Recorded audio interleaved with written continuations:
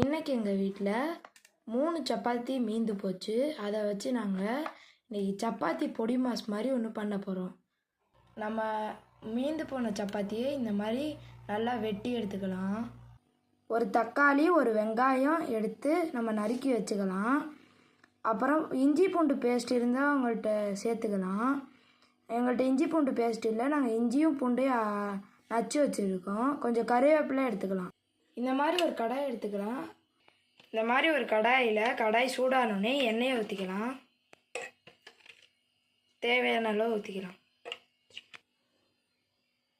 எண்ணெய் ஊற்றினோடனே கொஞ்சம் ஒரு ஸ்பூன் கடுகு போட்டுக்கலாம். கடுகு நல்லா வெடித்தோடனே வெங்காயத்தை போட்டுக்கலாம். உப்பு போட்டு வெங்காயம் பொன்னிறமாக வர்ற அளவுக்கு மஞ்சத்தூள் கொஞ்சோண்டு போட்டுக்கலாம். உப்பு கொஞ்சம் போட்டுக்கலாம்.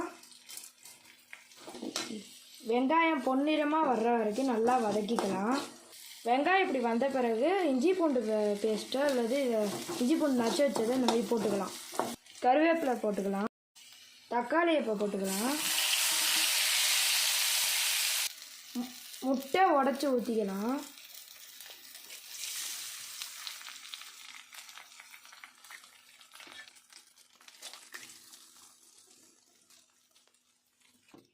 இப்போ நல்லா கிண்டி விட்டுக்கலாம்.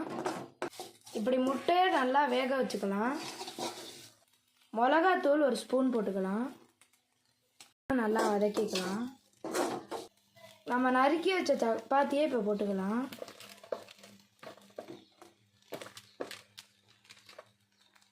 இப்போ இதை நல்லா மிக்ஸ் பண்ணி விட்டுக்கலாம். காலையில் சப்பாத்திக்கு வச்ச குருமா இருக்குது, அதில் கொஞ்சம் ஊற்றிக்கலாம்.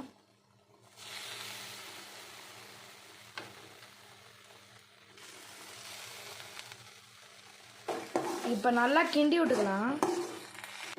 இப்போ நல்லா குருமா ஊற்றி கிண்டியாச்சு. இப்போ நம்ம இறக்கிடலாம். இப்போ நம்மளோட சப்பாத்தி பொடி மாஸ் ரெடி ஆயிடுச்சு. இது கூட குருமா ஊற்றி சாப்பிட்டா செம்ம டேஸ்ட்டாக இருக்கும். மறக்காமல் நம்ம சேனலை சப்ஸ்கிரைப் பண்ணிடுங்க. பாய் பாய்.